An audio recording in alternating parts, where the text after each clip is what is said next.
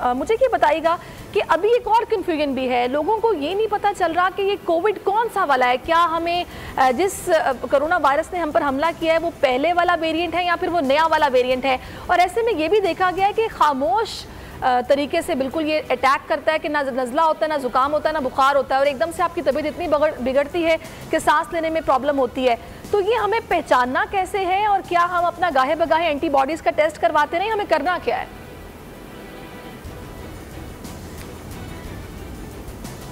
देखें, इसके लिए तो एक मैं जो लोगों को कहता हूँ कि जी आपको बुखार हो, आपको सिर्फ बुखार हो, आपको गला थोड़ा सा ख़राब हो, आपको या सर में कुछ लोगों को सर दर्दी होती है बस, जो कि दवाइयों से बेहतर नहीं होती, तो पहला काम आप ये कराएं कि अपना PCR टेस्ट करा लें बस। क्योंकि अगर वो नेगेटिव है ना तो फिर सुकून की बात है। अगर नेगेटिव नहीं है, पॉजिटिव आ जाता है, तो फिर आप उसका ट्रीटमेंट शुरू करते हैं, उस हिसाब से देख रहे होते हैं। और इसमें यही हुआ है कि और बहुत सारे अगर शुरू में पकड़ लिया जाए तो ये सिंपल चीज़ों के साथ ये ट्रीट हो जाता है। अगर आप इसको लेकर आउट करेंगे, क्योंकि लोग जो है ना इसको अभी भी स्टिग्मा समझते हैं कि जी मुझे कोविड हो गया। स्टिग्मा नहीं है जी, अब तो सबको हो सकता है।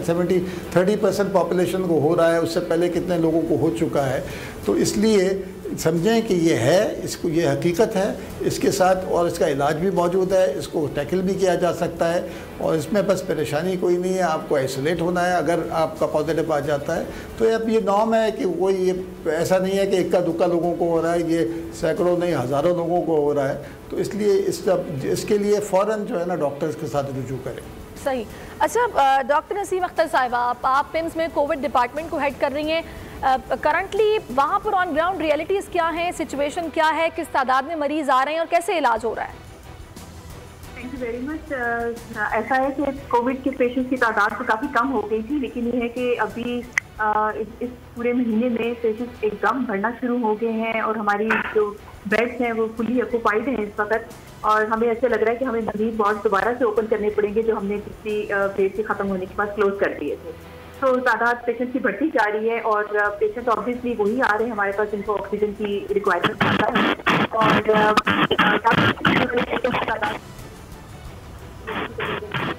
अच्छा डॉक्टर नसीम, मैं आपकी तरफ वापस भी आऊँगी। मैं डॉक्टर ताउर रहमान आपकी तरफ आना चाहती हूँ। डॉक्टर साहब, आपने निशानदेही की है कि ब्लैक फंगस को भी आपने इंडिकेट किया है कि वो भी इससे जुड़ा हुआ है और ये डायरेक्ट फेफड़ों पर हमला करता है। इसके अलावा आप क्या समझते हैं, वो लोग जो कि बूढ़े हैं या फिर जिनकी एज कुछ एडवांस है, उनमें ये किस तरीके से अटैक कर रहा है और ये दीगर किन बीमारियों को अपने साथ मुंसलिक कर रहा है? थोड़ा सा बताइएगा इस वायरस के हवाले से। जी, ये वायरस जो है, जो अटैक करने का तरीका है, वो सबसे पहले तो ये कुछ रिसेप्टर्स होते हैं आपके खलियों के अंदर। एक समझें कि ताला और चाबी, सिंपल अल्फाज में, तो ये चाबी जो है ताले के अंदर फिट हो जाती है।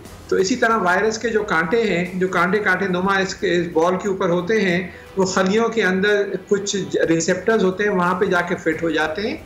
वहाँ पे फिट होने के बाद फिर ये खलिए के अंदर दाखिल होते हैं।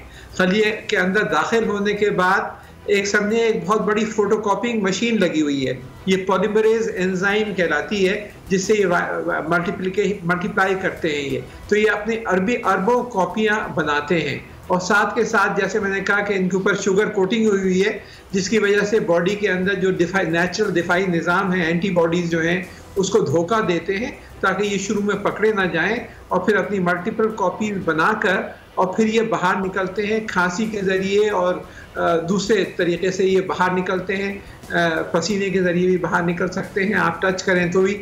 और उसके बाद फिर जो वायरल लोड होता है कि कितना वायरस निकल रहा है, वो हर वायरस के हिसाब से अलग अलग होता है। इसमें जैसे मैंने अर्ज़ किया कि अभी कोई एक हफ्ते पहले नेचर के अंदर आर्टिकल आया है कि तकरीबन 1200 गुना ज़्यादा वायरल लोड है इसका, जिसकी वजह से ये बहुत ज़्यादा वायरस फैल रहा है। एक आदमी खांसता है तो बहुत ज़्यादा वायरस वो एमिट कर रहा है अपने सांस के साथ, और फिर ये जो है बहुत आसानी से हमला कर रहा है, धोखा दे रहा है और फिर मल्टीप्लाई करके और ज़्यादा फैल रहा है। तो ये एक बड़ी ख़तरनाक सूरत हाल है। और जो ब्लैक फंगस है वो इससे एसोसिएटेड है, वो भी अटैक करता है, उससे बहुत से लोगों की बीनाई चली गई है। आपने इंडिया में देखा ख़ास तौर पे, और यहाँ भी कुछ केसेस हुए होंगे, डॉक्टर बारी मेरे से ज़्यादा बेहतर जानते होंगे। लेकिन ये जो है सिर्फ ब्लैक फंगस नहीं बल्कि और भी फंगस की किस्में हैं, वो इसके साथ एसोसिएटेड होती हैं और वो साथ अटैक करती हैं।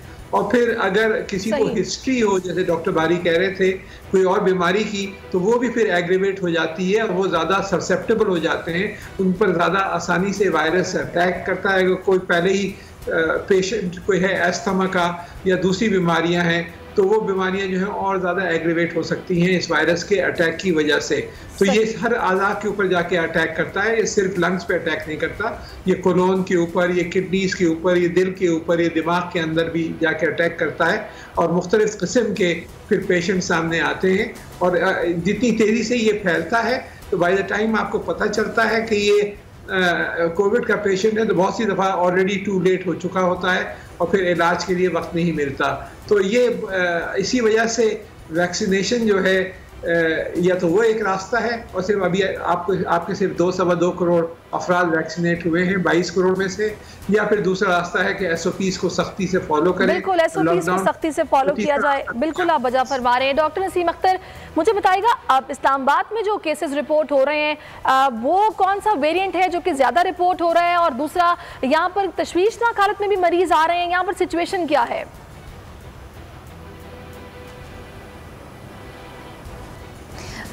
Very much. मैं आपकी कन्वर्सेशन सुन रही थी, एक दो बातों पे कमेंट करना चाहती हूँ। जरूर। मैं ये कहूँगी जी, मैं चूँकि इन्फेक्शियस डिजीज को देखती हूँ और हम भी इस तरह के केसेस काफ़ी रूटीन में देख रहे हैं।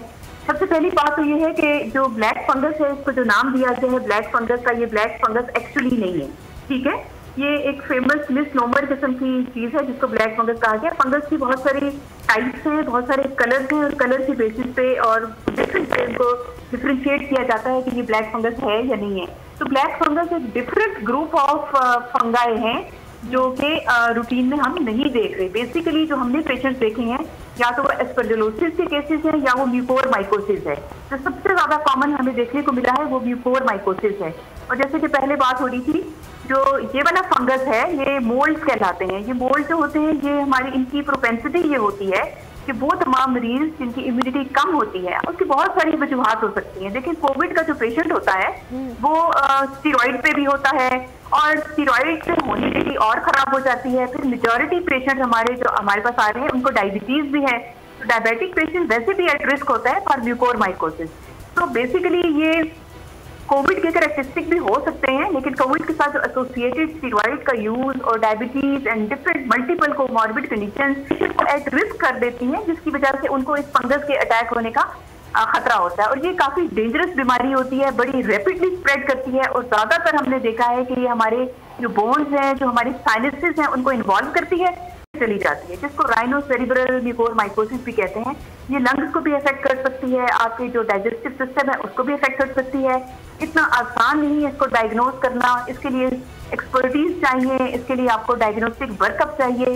लेकिन सबसे इंपॉर्टेंट बात है कि पेशेंट की शुगर कंट्रोल होनी चाहिए, उनके रिस्क फैक्टर्स को बड़े अच्छे तरीके से कंट्रोल करना चाहिए। साथ साथ इस चीज़ पे नजर रखनी चाहिए कि ये पेशेंट जो है, इसको ये जो म्यूकोरमाइकोसिस है या कोई भी फंगल इन्फेक्शन है वो होने का इम्कान है या नहीं है, तो उसके मुताबिक उसको तशखीस करके ट्रीट करना चाहिए। बिल्कुल आपने प्रिम्स की सूरत हाल आप पूछना चाह रहे थे, तो प्रिम्स में अब ओवर द लास्ट 1 मंथ हमारे नंबर ऑफ पेशेंट्स बहुत ज़्यादा हो गए हैं। दोबारा से हमारे जो बेड्स की ऑक्यूपेंसी है वो तकरीबन फुल हो चुकी है, और हमें दोबारा से नए वार्ड्स खोलने पड़ रहे हैं। इवन ICU में हमारे इस वक्त फुली ऑक्यूपाइड हैं। पेशेंट्स काफ़ी क्रिटिकल और सिक कंडीशन में ही आते हैं हॉस्पिटल में। आपको मालूम है कि जिनकी भी ऑक्सीजन की रिक्वायरमेंट ज़्यादा होती है वही हॉस्पिटल आते हैं। आपने वेरिएंट की बात की थी, वेरिएंट इस वक्त जो ज़्यादा फैलाव हमारी कंट्री में हो रहा है वो डेल्टा वेरिएंट का है, और इसकी जो कैरेक्टरिस्टिक है इसके ऊपर भी काफ़ी मैं आपकी बातचीत सुन रही थी अपने मेहमानों से।